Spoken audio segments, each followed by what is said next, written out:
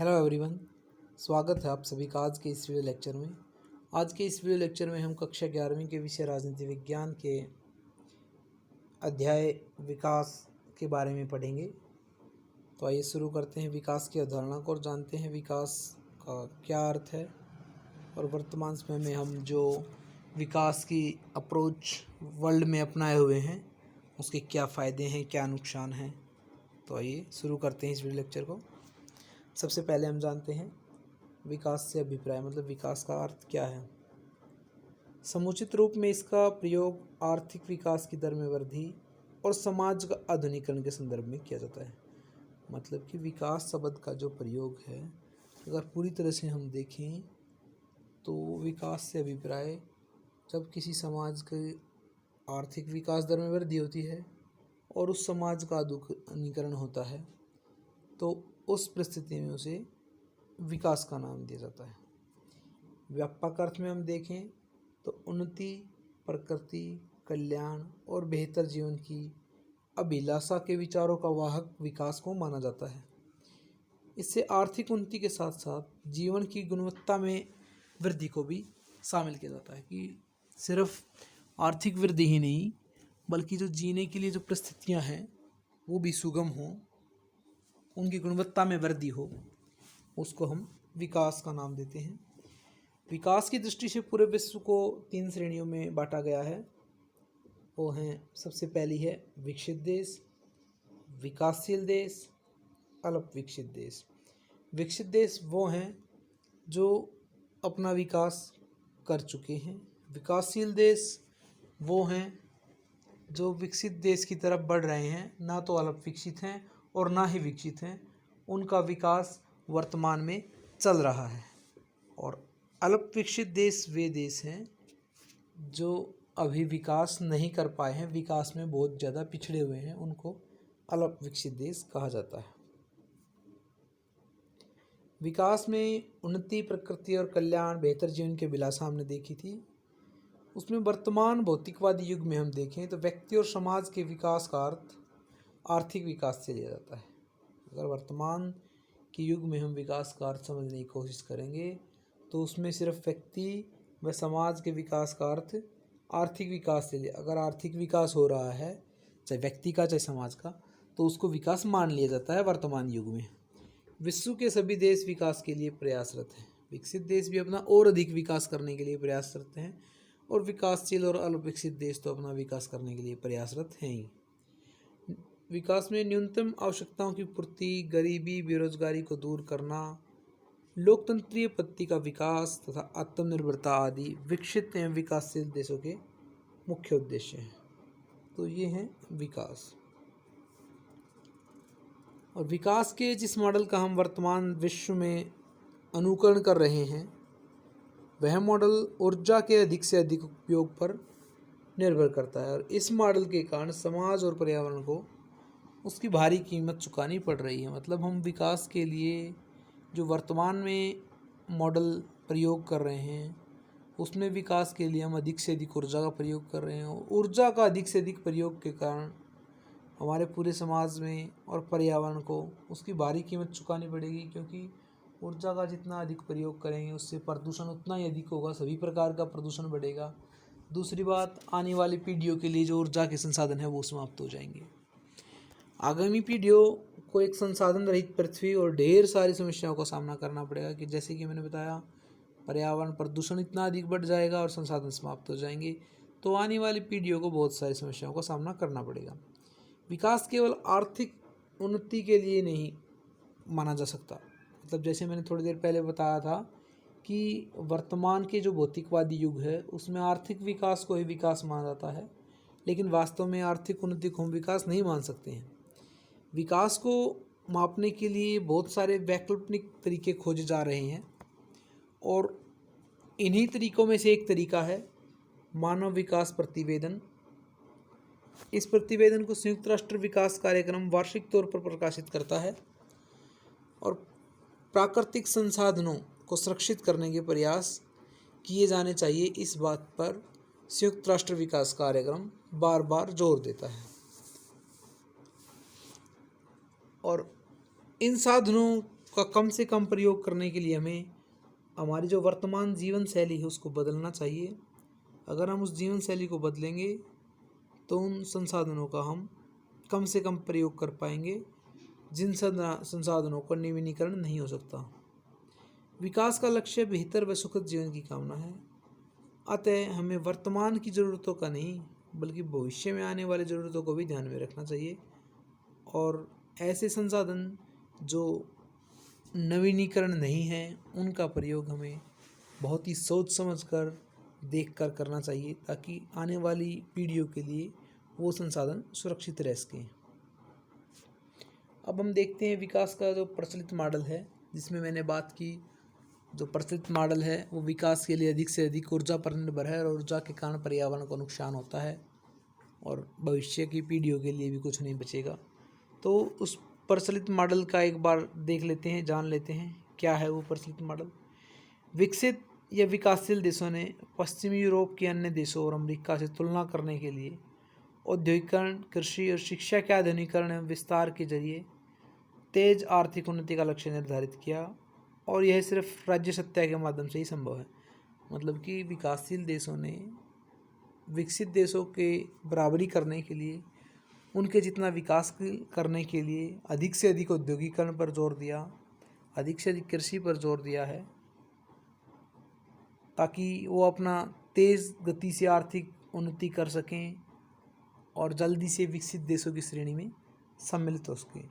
बहुत सारे विकासशील देशों ने विकसित देशों की मदद से अपनी महत्वाकांक्षी योजनाओं का सूत्रपात किया है। मतलब कि बहुत सारी योजनाएं विकसित देशों की सहायता से शुरू की हैं और विकसित देशों की सहायता लेकर विकासशील देश अपना विकास त्वरित से करना चाहते हैं और कर भी रहे हैं।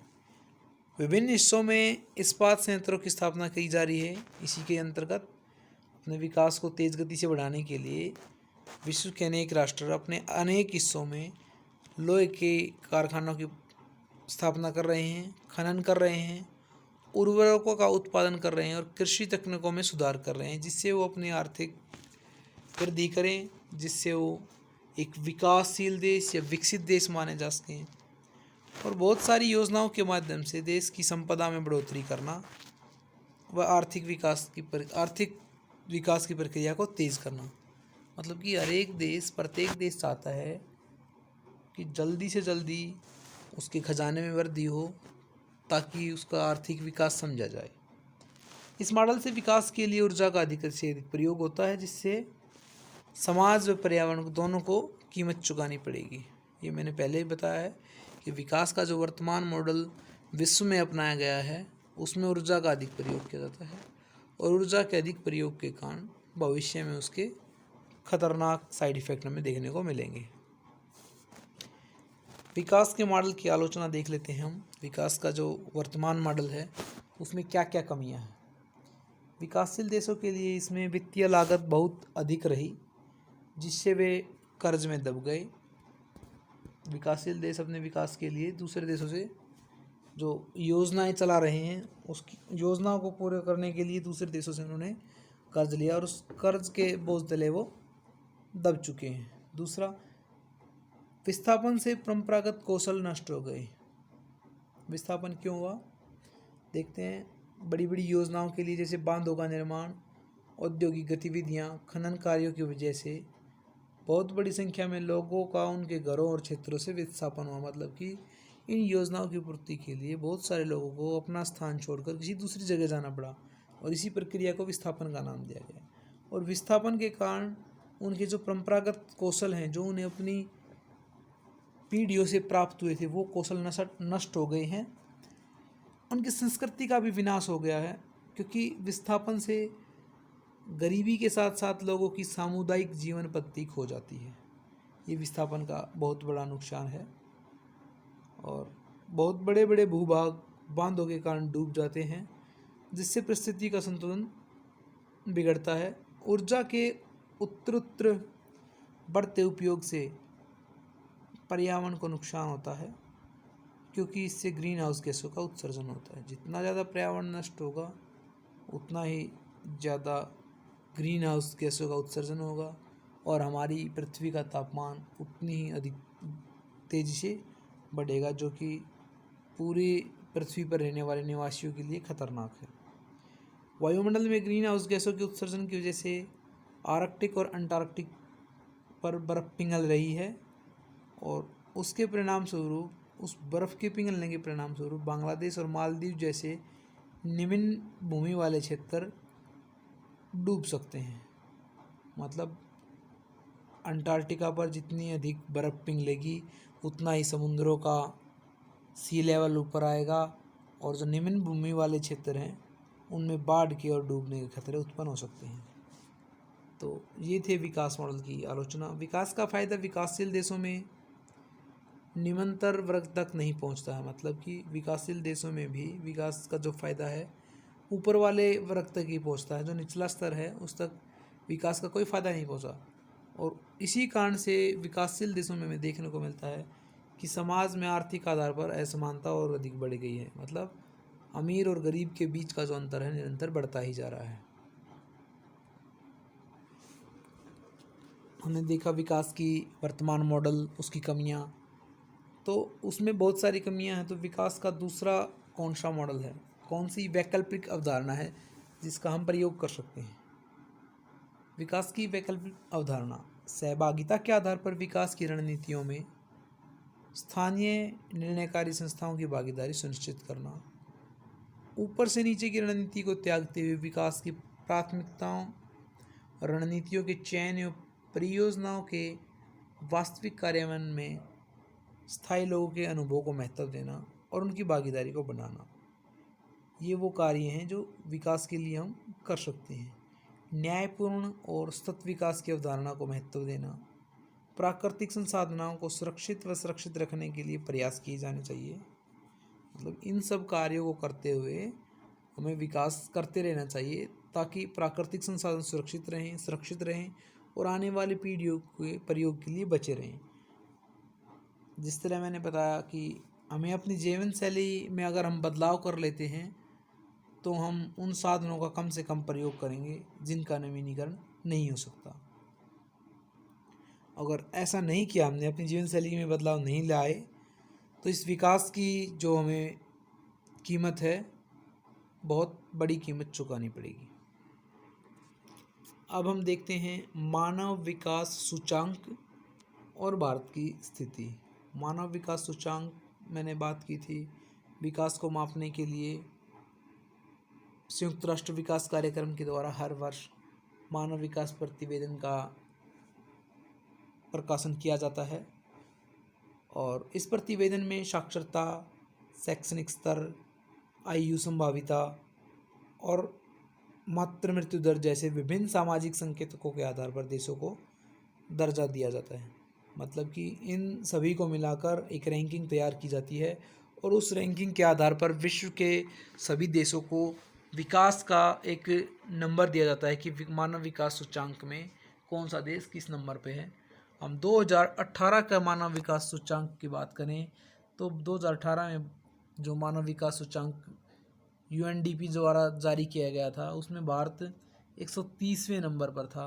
इसमें मतलब है जिस देश की रैंक जितनी कम है उसका मतलब है कि वहाँ पर मानव विकास उतना ही अधिक है, लेकिन भारत की रैंक 130वीं है। मतलब भारत में मानव विकास बहुत कम है। 189 देशों में से भारत 130वें स्थान पर है, जो कि भारत के लिए बहुत दुर्भाग्य की बात है। और इसमें अगर हम विस्तृत अध्ययन देखें तो जन कल्याण की स्थिति में व्यापक असमानताएं मानव विकास की सतत प्रगति पर विपरीत असर डालती हैं। मानव विकास की दृष्टि से बहुत नीचे स्तर वाले देशों के समूह के निवासियों की तुलना में बहुत ऊंचे स्तर पर मौजूद लोगों के देशों के निवासी 19 वर्ष अधिक जीते हैं और स्कूल में 7 वर्ष अधिक बिताते हैं। मतलब कि जिस राष्ट्र में मानव विकास सूचांक जितना ऊंचा है, मतलब उसकी रैंक जितनी कम है, उस देश के नागरिक अपेक्षाकृत निचली रैंक बड़ी रैंक वाले देशों की अपेक्षा अधिक जीते हैं, स्कूल में ज़्यादा जीवन व्यतीत करते हैं। मतलब कि वहाँ पर जीवन प्रत्याशा दर अधिक है, शैक्षणिक स्तर अधिक है। तो भारत 189 देशों में से एक पायदान ऊपर चढ़कर 130 पर पहुंच गया है। संयुक्त राष्ट्र विकास कार्यक्रम ने यह अनुक्रम जारी किया था और इसमें भारत की जो रैंक है 130 थी। तो ये था भारत का विकास सूचांक में स्थान और मानव विकास सूचांक जो कि UNDP द्वारा जारी किया जाता है। तो आज का यह वीडियो लेक्चर यहीं समाप्त होता है। Keep watching, keep sharing, thank you.